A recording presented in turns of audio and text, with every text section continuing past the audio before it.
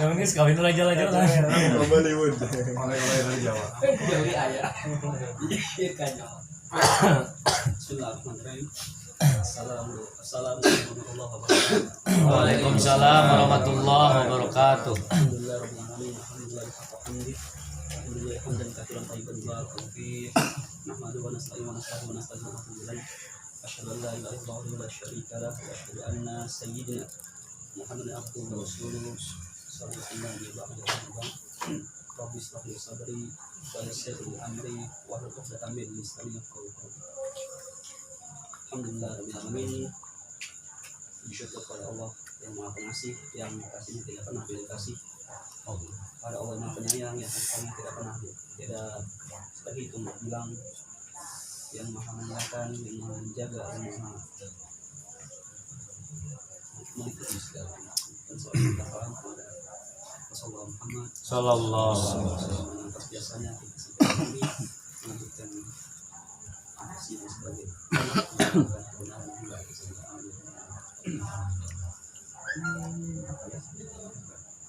Terserah. Aja pusing. Nomor 16.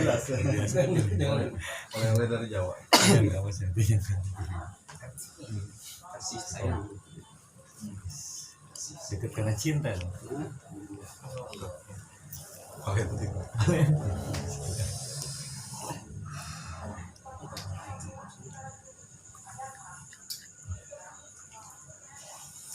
Dua satu on apa ya? Hah? Oh ya. Alhamdulillah syaitan rajim bismillahirrahmanirrahim wa min ayati an khalaqan khalaqakum min anfusikum azwajan litaskunu ilaiha wa ja'ala bainakum mawaddatan wa rahmah inna fi dzalika itu liqaumin yatafakkarun. Ayat kali ini diundang pernikahan. Tapi dalam tafsir bahwasanya litaskunu jadikan kamu tenang kepadanya, maka sebenarnya makna sakinah secara umum itu otomatis. Makanya orang-orang yang menggunakan sekolah agama secara umum harusnya dia pasti sakinah, pasti merasakan ketenangan di dalamnya. Ataupun jika tidak tenang setelah menggunakan itu mungkin ada yang salah sejak memulai dalam proses atau bahkan setelah mengucapkan akad itu. Kami lanjut dengan wajah Allah bainakum mawaddah wa rahmah. Kata wajah Allah itu berarti bermakna rahmat. Wajah Allah bainakum mawaddah dan rahmah berarti itu perlu ikhtiar, perlu usaha yang sungguh-sungguh dalam mencapainya. Mawaddah arti cinta yang menggelora dan rahmah dan kasih sayang yang menjadi seperti itu. Maka kasih sayang sesama manusia terutama ya hanya kita belajar untuk saling mengasihi sama manusia. Bahwasanya kita hidup bersosial, kita nggak bisa hidup sendiri. Manusia dalam Al-Quran ada 4, ada masyar, ada insan, ada anas, satu lagi saya lupa itu. Tapi yang diantara makna anas adalah manusia yang bersifat sosial. Berarti dia tidak bisa hidup sendiri, dia butuh orang lain, dia butuh teman bantuan, teman gitu ya. Butuh tati tayang. Artinya kita pun ketika mati pun kita diurus orang lain, ketika pun kita hidup kita butuh orang lain. Biasanya Allah menciptakan Adam dan Hawa, bukan Adam dan Din sebagainya. Wah, Bang. Homo dong. Tapi tetap nah, kasih sayang hanya sebatas lawan-lawan jenis ya. Artinya sesama kita sebagai saudara. Bahkan dalam hadis mengatakan bahwasanya siapa yang mencintai Allah mendapat membangunnya di surga yang tak dicemburi para nabi dan para syuhada. Karena bila seorang sahabat bertemu jauh lalu mereka bersalaman dan mereka tak melepas saling nggak melepas salamnya ya, maka dosa-dosanya berguguran sampai salah satu sampai salah satu yang melepasnya. Makanya ada dulu kisah ketika dua sahabat bertemu gitu ya, saling bersalaman, lama-lama untuk nggak melepas duluan ya, karena mereka mengejar keutamaan dosa-dosa kita berguguran gitu ya. Namun selama jeung janda lila kumaha? Alpa Laura ini.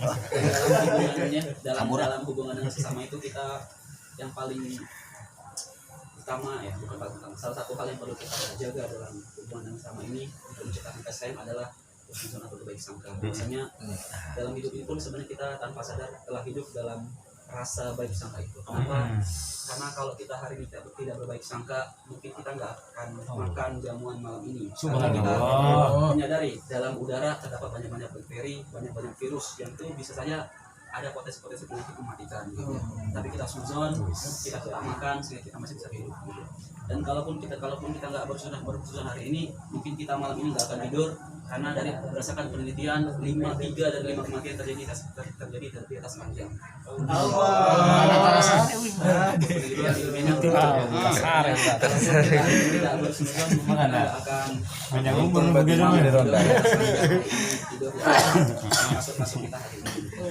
Jadi ini kalaupun kita tidak bersunnah mungkin hari ini kita tidak akan mau bernafas lagi karena lagi di udara itu terlalu banyak virus, terlalu banyak bakteri-bakteri yang mungkin berpotensi penyakit, apalagi sekarang mungkin musim panas. Maka sejatinya kita telah hidup dalam baik sangka tanpa kita sadari. Alhamdulillah. Dan kata para ulama, jika kau menemukan satu kesalahan atau kira-kira hal yang tak sesuai dengan paradigmamu, maka temukanlah 77 alasan atau 90 alasan untuk berbaik sangka. Kalaupun kamu tidak menemukannya, maka katakan, mungkin saudaraku itu punya sesuatu yang tidak aku tahu. Saking sederhana kita. Artinya kalau suatu saat kita melihat Pak Ibi sama cewek lain misalnya,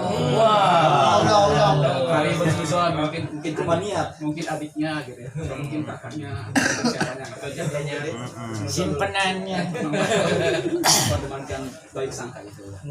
Dan baik sangka itulah yang pernah ada kisah yang tentang baik sangka. Gara-gara itu pernah juga sebuah pengalaman. Satu hari seorang teman curhat kepada seseorang yang mengatakan bahwasanya kalau itu tidak adil. Dia datang dengan wajahnya yang dengan mimiknya yang nggak enak, dia mengatakan, Tuhan ini nggak adil. Loh, kok gitu? Iya, Allah nggak adil. Aku udah puasa Senin Kamis sampai Daud misalnya, aku sholat 5 waktu, aku zakat, aku sedekah, aku halalkan yang halal, aku haramkan yang haram. Tapi kenapa tiap aku minta, tiap aku doa, tiap aku mohon pada Allah nggak pernah dikabulkan? Sementara si fulan katanya sholat nggak pernah kelihatan di musola, sholat nggak pernah kelihatan di masjid, puasa juga jarang, sedekah kayaknya nggak pernah gitu ya, atau mungkin ngoli nggak pernah datang misalnya. Tapi kok tiap dia minta, tiap dia doa, tiap dia pengen sesuatu, kok dia dapat terus gitu ya rasanya. Allah tuh nggak adil. Terus apa gunanya aku ibadah kalau gitu ya? Seorang sahabat yang mendengarkan curhat ini sebenarnya bisa saja dia mengatakan, kamu sombong dengan ibadahmu, kamu sombong dengan amal-amalmu. Itu yang membuat Allah itu nggak ngasih apapun ke kamu gitu. Sedangkan dia, si fulan yang kau katakan nggak pernah sholat, nggak pernah ibadah, mungkin amal-amalnya hanya Allah dan dia yang tahu. Sementara dia menemukan dari manusia dan dia bahagia dengan amalnya yang hanya dia persembahkan kepada Allah. Tapi sahabat ini tahu bahwasanya teman yang sedang curhat ini bukan butuh jawaban itu, karena kita bisa memberi jawaban itu, tapi itu bukan jawaban yang tepat bagi hatinya saat itu. Maka dalam adab menasihati, yang pertama jangan sering-sering, yang kedua jangan kasih kalau nggak diminta, yang ketiga berikan kira-kira sesuai dengan apa yang diinginkannya hari itu. Maka dia memilih jawaban lain, dia mengatakan kepada saudaranya, wahai teman, pernah nggak kau naik bus ke suatu tempat gitu? Ya pernah. Kalau misal hari itu ada seorang pengamen datang kepadamu, bajunya jelek, bau, suaranya juga cempreng, sengau, parau, nyanyinya juga nggak enak, apa yang akan kamu lakukan? Ya aku malas dengerin lah. Terus ya udah aku kasih aja duit dia pergi. Oh bagus. Kalau misalnya ada yang datang sekarang, pengamen kedua, rapi penampilannya, bajunya bagus, disisir, berminyakan misalnya, suaranya bagus, nyanyinya merdu, apa yang kau lakukan? Ya aku dengerin dulu sampai habis lah lagunya. Kenapa nggak kasih dia dulu katanya? Ya kalau dikasih dia pergi. Aku dengerin dulu sampai habis, bahkan kalau bisa aku request tambah lagu gitu. Baru aku kasih duit, dia pergi. Oh gitu ya, bagus. Mungkin Allah sedang begitu kepadamu, kepada teman, kepada saudara yang kau anggap mungkin dia nggak pernah ibadah, nggak pernah sholat, nggak pernah melakukan amal-amal kebaikan. Mungkin Allah bisa saja mengatakan pada malaikat, udah kasih aja apa yang dia minta, kasih. Aku nggak suka, aku udah muak sama dia. Dia nggak pernah sholat, dia nggak pernah ibadah gitu ya. Udah kasih apa dia nggak kasih. Sementara kepada engkau yang rajin sholatnya, rajin puasanya, rajin ibadahnya, mungkin saja Allah mengatakan kepada para malaikatnya gitu ya, tunggu dulu, tahan. Jangan kasih dulu apa yang dia minta. Karena aku suka dengan doa-doanya. Karena aku suka dengan sholat-sholatnya. Karena aku suka dengan puasa yang ia tujukan kepadaku. Karena aku suka dengan semua ibadah yang dia persembahkan kepadaku. Aku takut, aku khawatir kalau aku kasih sekarang, nanti dia nggak sedekat lagi kepadaku. Nanti dia jadi menjauh. Nanti dia jadi ibaratkan sedikit demi sedikit lupa. Maka tolong tahan dulu, tahan malaikat, jangan kasih dia. Akhirnya sahabat ini tersenyum. Oh gitu ya kalian. Iya. Aku sebenarnya aku tidak tahu jelasnya, tapi aku hanya ingin engkau berbaik sangka kepada Allah Subhanahu wa taala. Maka hari-hari ini ya kalaupun kita merasa amal ibadah kita mungkin bagus gitu ya. Puasanya, sholatnya, ibadahnya, zakatnya dan amal-amal nafilahnya gitu ya. Tapi dalam ujian hidup kita merasa mungkin kok sempit, kok rasanya gak sebaik teman-teman yang lain. Mari berbaik sangka kepada Allah. Mungkin Allah menahan sebagian karunia-Nya karena senang kepada kita, karena mungkin bahagia dengan amal-amal kita, dengan ibadah kita, dengan sholat kita. Mari bersyukur kepada Allah gitu ya. Artinya mungkin Allah senang jadi ditahan. Karena kalau Allah kasih sekarang, nanti kita jadi berjarak, jadi mundur lagi, jadi nggak segiat dulu lagi ibadahnya. Jadi nggak, karena udah dikasih karunia, tiap kita minta dikasih. Kadang-kadang kan begitu. Kalau kita kayak Sa'd bin Abi Waqqas atau kayak Nabi Ibrahim yang tadi dikisahkan, yang doanya mustajab, tiap minta langsung dikasih. Kita kan bukan nggak sederajat dengan Khalilullah Ibrahim. Kita nggak sederajat dengan Sa'd bin Abi Waqqas gitu ya.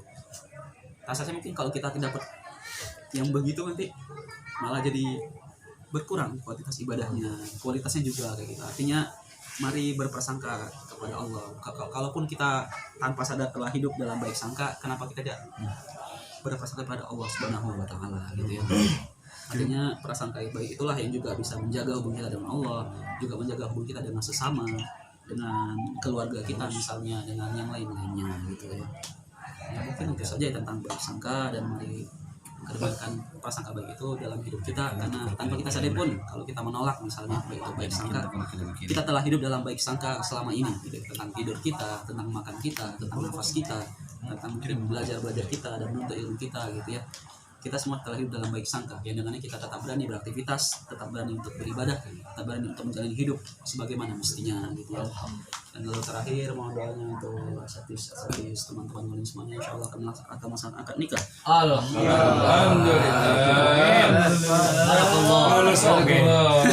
Belum pada hari, jadi mungkin bakal izin 2 pekan gitu ya.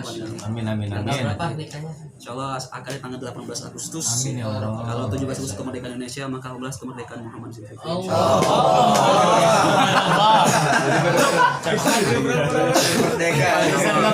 Orang panjat pinang, gua panjat itu. Kalau 18 Agustus. Ngoli nggak kita di sana? Ngoli nggak? Sayangnya dari tarik sana, teteh. dari pihak keluarga sana Tarik mengatakan tamu saya masih satu mobil, jadi mungkin bisa tasyakuran di Bogor saja nanti kayak gitu ya. Nanti demi karena resikonya COVID juga ya, bukannya suuzon, bukannya nolak ya, tapi demi menghindari resiko itu. Jangan lupa surat pandangnya. Jadi mungkin insya Allah dari sini tanggal 16, insya Allah nikahnya di Pemalang, Jawa Tengah. Subhanallah jauh. Iya, dapatnya orang sana. Gimana begitu ya, mohon doanya semoga dilancarkan, diberkahi. Maaf ya. Demikian, terima kasih. Assalamualaikum warahmatullahi wabarakatuh. Waalaikumsalam warahmatullahi wabarakatuh.